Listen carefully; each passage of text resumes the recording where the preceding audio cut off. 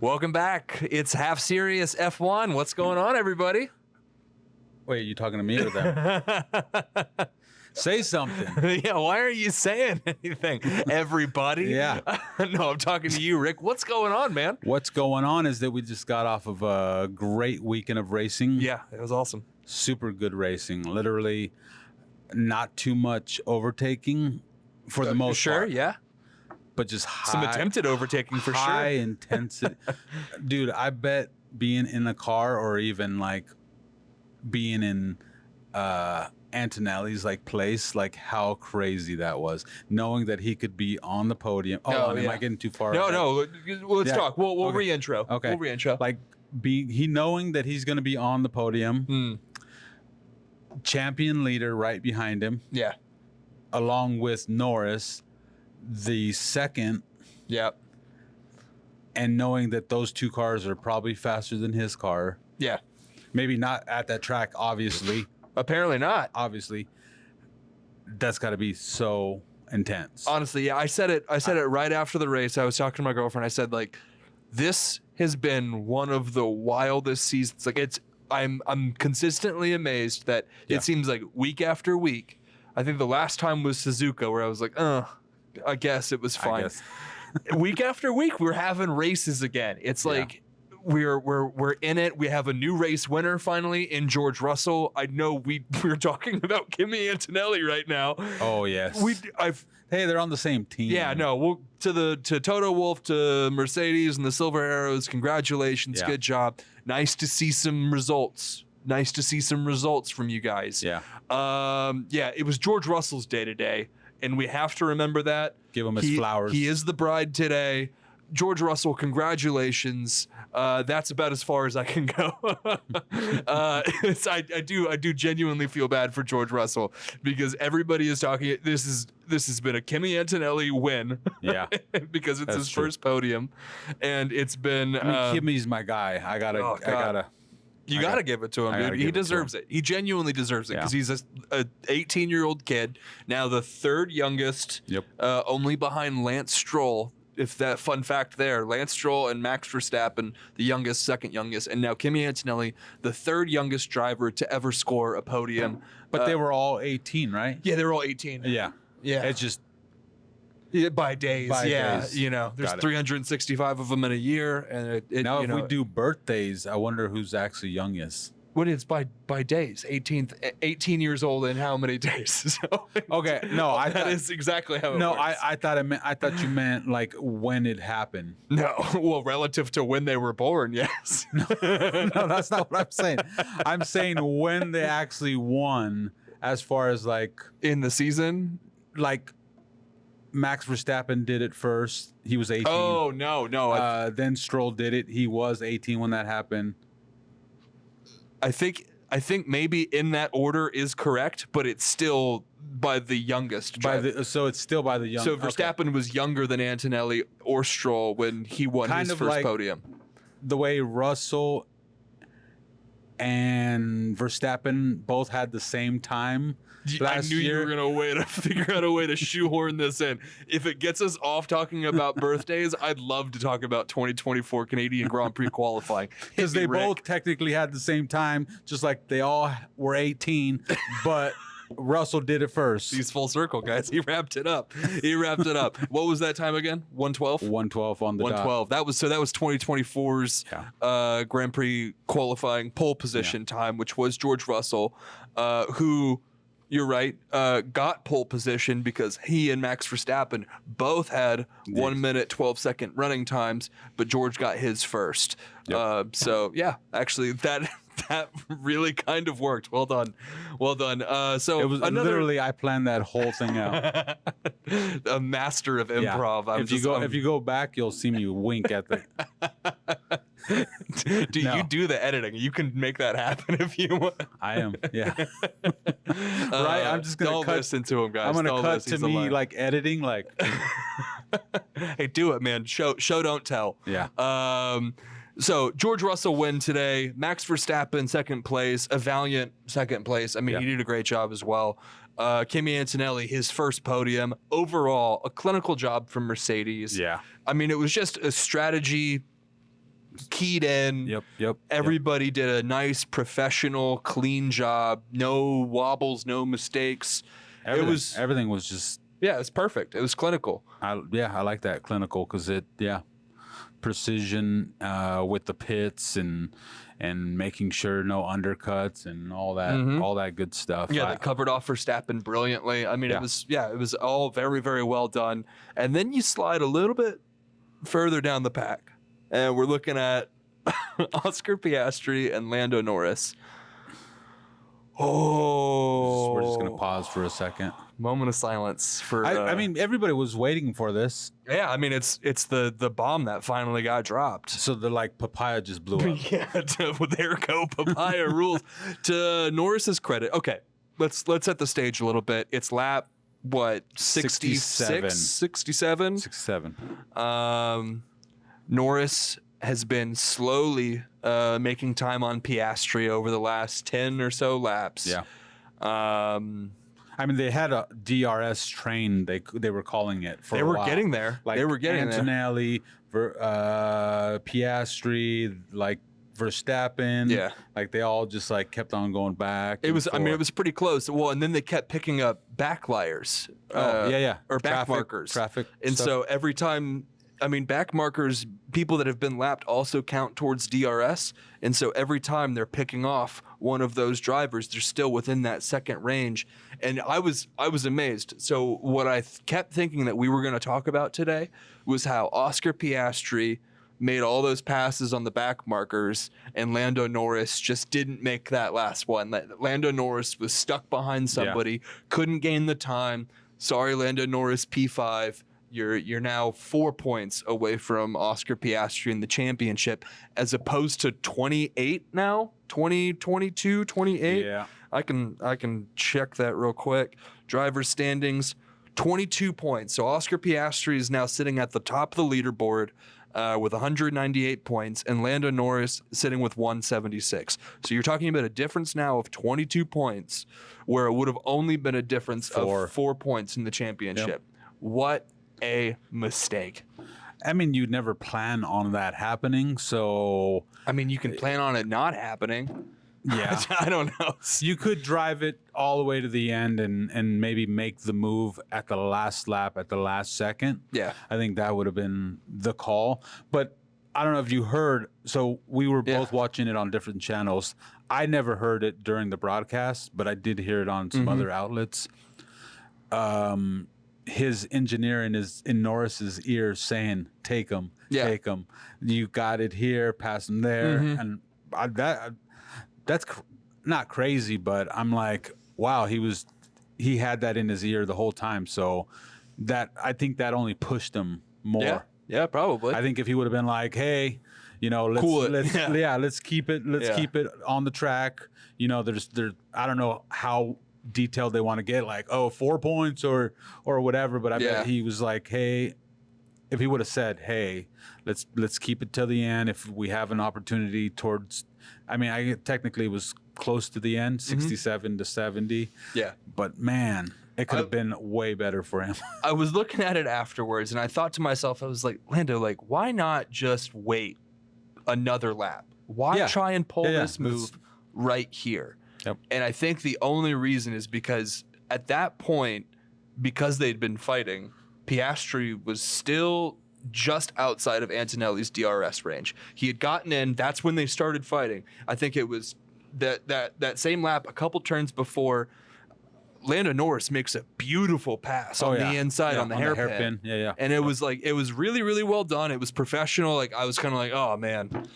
There it goes. Like, there's Lando Norris. It's no mistake or no secret that I'm not the hugest Lando Norris fan around here. Yeah. I've got no problems with him. I think he's a fine driver. He's just not Oscar Piastri. Yeah. And so I thought for a moment, I was egg on my face. I was like, all right, good move, Lando, because it was truly brilliant. It was a great move. Yeah. Couple problems with that. There was no way he was going to be able to do that again. Because that was his move. That was the move that he was going to use to pass Oscar Piastri. He'd been thinking about it for 66 laps. Yeah. I can only imagine. And the moment presented itself, he took it and then lost it 2 corners later, it was a dead fight, and it was only because drag of race right after that, and Oscar Piastri's late braking move right before then to take the inside turn. I mean, it was a really, really good McLaren fight, and I thought that's what it was going to stay. I thought, oh man, there he goes. There's Lando's points. Chance, it's finally happening. So yeah, the reason that he makes that or attempts to make that pass on that gap that did not exist, I think is because he knows that Piastri was going to have DRS by the start of the next lap, or at the next DRS zone. And might not see him again. Was not going to see him again. Even if he kept DRS, it was still going to be a DRS train. He was not going to gain an advantage on Oscar Piastri on DRS alone. And he knew he also wasn't going to make that same hairpin pass because Piastri was going to block him. Yep.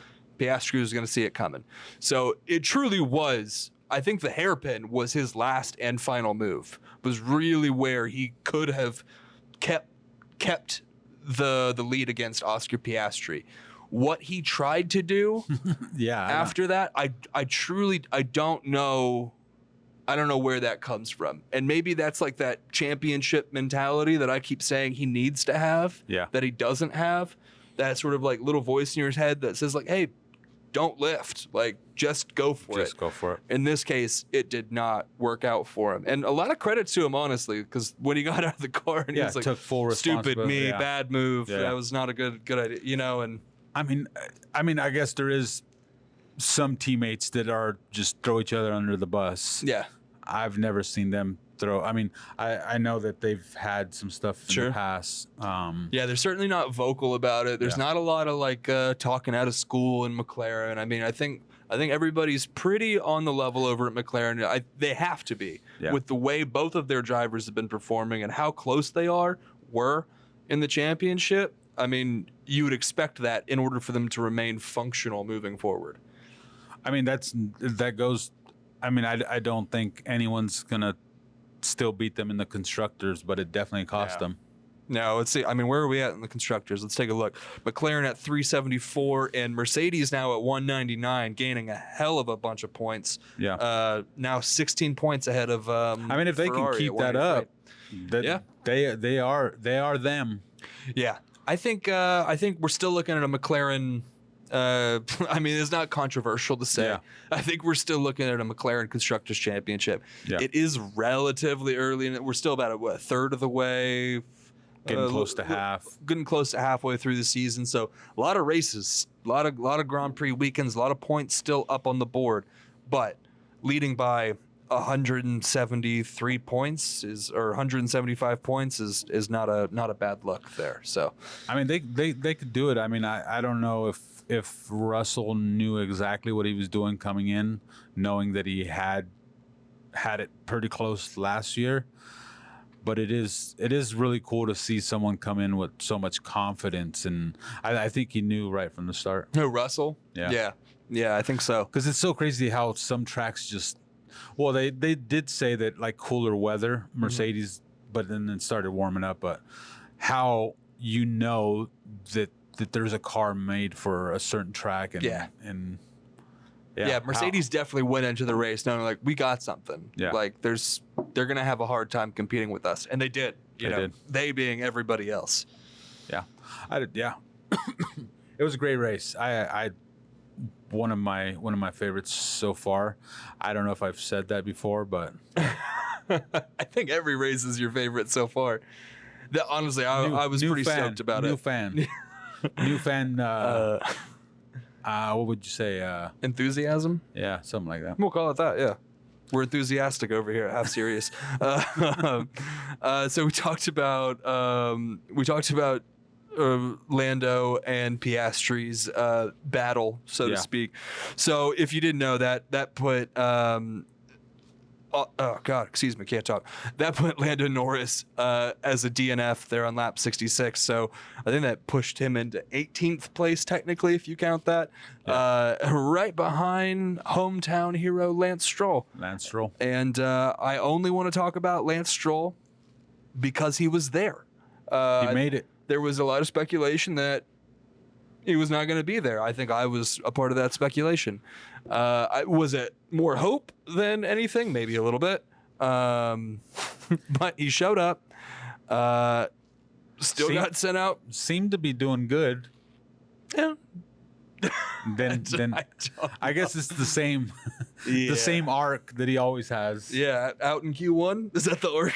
Because it's a pretty short arc. Was he out in Q1? Yeah, out in Q1. Yeah. Out in Q1. I think it was Behrman that pushed him out. Oh man. Which is kind of the one good thing that Behrman did this week. He had a rough week as well. So yeah. Lance Stroll was there. I don't know about how his wrist is doing. You would think better. Out Q1, ending the race. It was it's funny watching the Canadian GP because it's the one time you see like Lance Stroll fans in public. You're like, oh, they do exist. I honestly, they kept talking about that. I didn't see these grandstand of Stroll fans. No, it wasn't even full of Aston Martin hats or anything like that. It was still, I mean, you still mostly Ferrari, McLaren, Red Bull. But there was like one girl with like a Lance Stroll cardboard cutout. I was like, who told her that this was cool? I don't know. She's a youngin'. Yeah, she'll learn in time. I'm not trying to ruin a child's dreams. Ferrari did pretty good. Yeah. Even after the Leclerc putting it in the wall. Yeah, it was a rough FP1 for for Ferrari as a whole. Weird turn 3 incident with Leclerc. Looked like he had a little bit of lockup coming in. It's FP1. At least they caught it.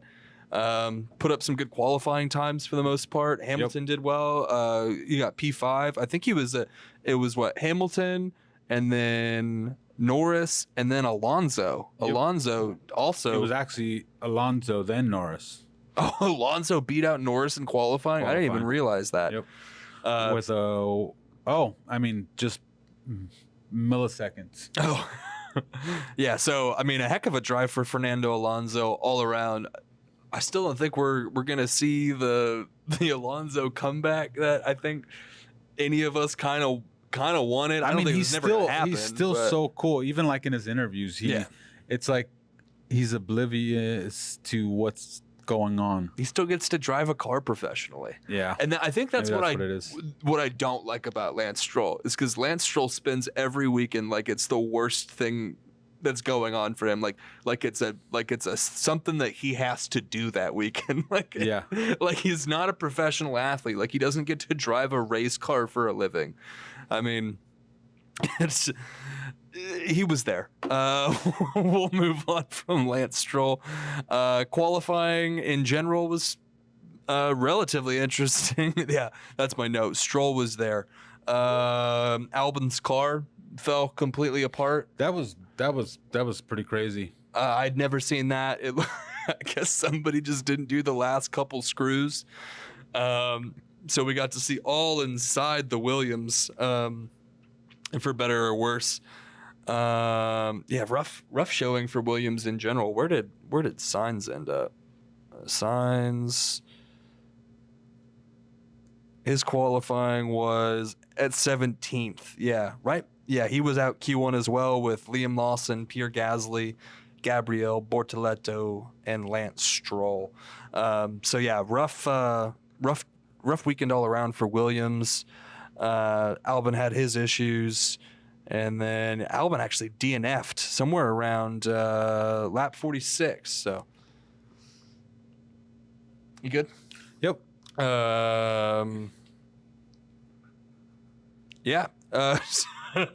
So qualifying relatively uneventful, except for that final Q3.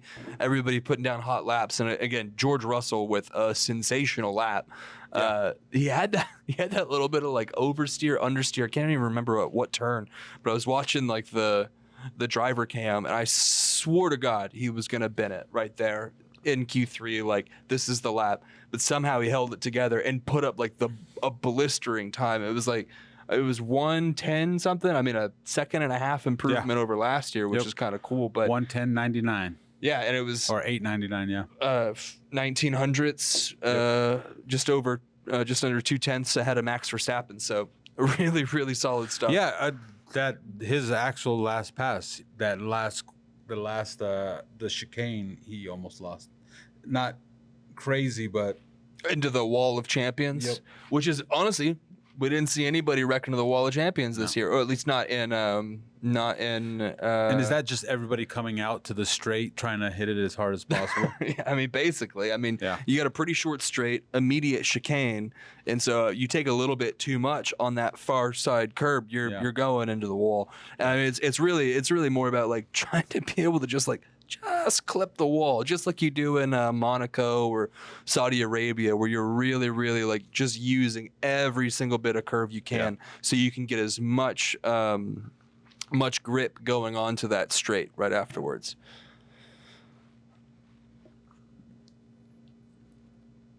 All right.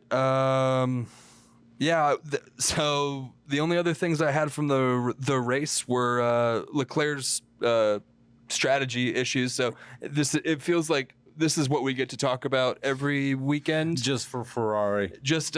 We get to talk about how Ferrari could have won. they could have. Or you know what they are? They are the middle guys. I'll call them though. They're consistently in the middle. They're getting points every weekend, and that's not a bad thing. No, that's what I mean. It's they were second in the drivers or the constructors championship before this race. So there's going to be a little bit of battle between them and Mercedes throughout the year. I hope there's a little bit of a battle between them and Mercedes throughout the rest of the season. We'll see. We'll see what happens. I'm not overly confident anymore. Like, it's one thing. I think even Fred Vasseur made a statement where he was like, look, you've changed your team principle. We've changed the drivers. You know, like, there's only one thing left. You know, the car is definitely the issue. Yeah. And it's just, it's hard to watch them go in week in, week out and see two incredible drivers. Like, two really, one's a world champion. Seven-time world champion. And one is surprisingly not a world champion yet. Charles Leclerc is without a doubt world champion class. Yeah. You put him in a McLaren, you put him in last year's Red Bull. I think he's got a real good chance. He's winning it all. I think he's definitely winning it all. Unfortunately, the poor guy's been driving a Ferrari for the last 4 years, which should not be a problem. Like, it's weird to hear even the backstory, not backstories, but like the underlying stories of like the teams and the team principles and who's going to have a seat next year. You don't really see that going on in baseball or football, basketball, where throughout the whole season, people are talking about, are they going to be here next year? Are they going to switch mid-year or whatever it is? And that stuff ties into like the narrative and let the guys race. Let the boys play. Let the boys like. I mean, at the beginning, I really liked the drama, but like you see Max get like talking about how. I mean, we didn't talk about that about how he is. I don't know. What did we say? What did we make the bet on? We had bets. My bet was that, I think your bet was that he was going to get a race ban for Silverstone. Yeah. And my bet was that he was going to get a race ban for the Netherlands. So over. And then, so I guess after the next race, it actually starts over. Oh, does it really? Yeah. Oh, the super license points? Yeah. Oh, well, damn it. Yeah. so if he doesn't lose or catch a penalty, it starts over after Austria. Austria is next. Yeah. So that's kind of out. We'll see. I was really hoping we were going to see a Max Verstappen ban just for the news. Yeah. So what I was kind of going down to was how you see this in the UFC, now that I'm thinking about it, where that's part of the strategy now to get under people's skin and because Russell was talking about his I don't know why I keep forgetting what it is. What do they call it? His points or whatever when you get driver's standing, is that? No, for him to get banned. Oh, the super license points. Oh, super license points. Him saying before the race that he had a little bit more to play with. Kind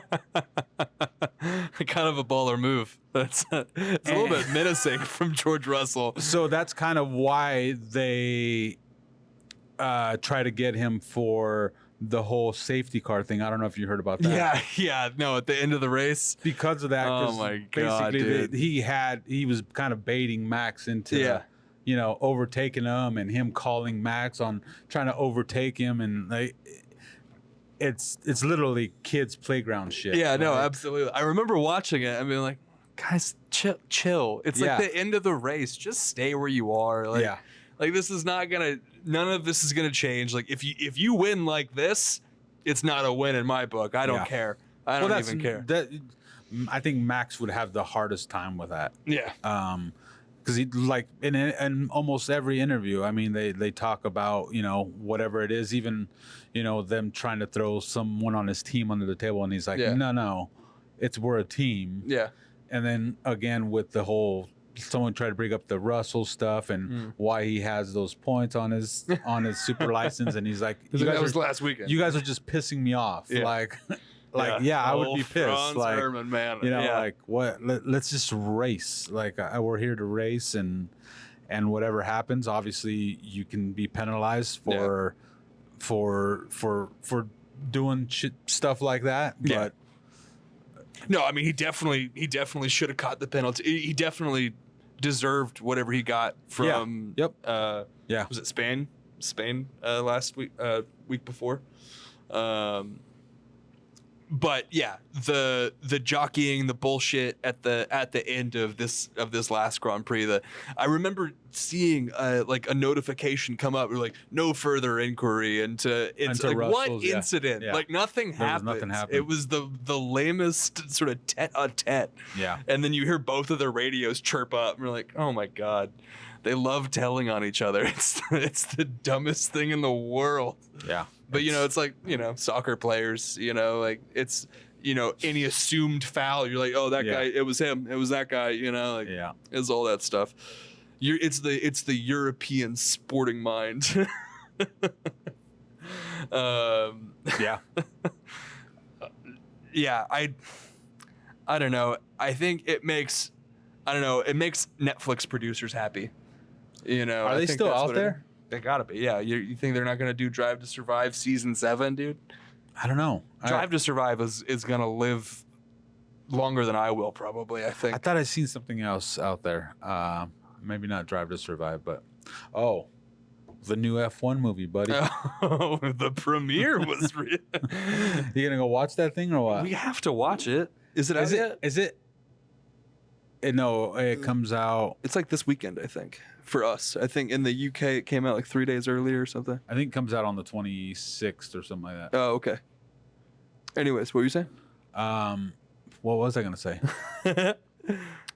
Yeah, so are you gonna watch it? Yeah, I mean, like we do a podcast about Formula One. I have to watch the F1 movie. The trailer looked a bit cheesy. Obviously, it's a race. Yeah, dude, the whole thing's been cheesy. Like it's the one movie I'm begrudgingly gonna go watch this year. Like every other movie, I wanna see. I think I only did that once last year. I think there was one movie. Maybe it was Barbie or Oppenheimer when that whole thing was going on. Oh yeah, I was like, well, I guess I gotta go see it. Went to go see it. I was like, well, that was 3 hours I watched. Yeah, of that movie. Yeah, Oppenheimer was pretty long. It was. I mean, it was. Oppenheimer's great. Don't get me wrong. It was a good movie. I've watched it probably 3 times already. Yeah. So. And it still holds up. 9 hours of my life has been dedicated to watching the cinematic masterpiece. Who is the director? I don't know. I don't remember either. Is that not the guy that did? Not Ridley Scott. Not the guy that did Formula One. Yeah, who's which is who is that? This is director chat. Oh, he just did something else. Oh man.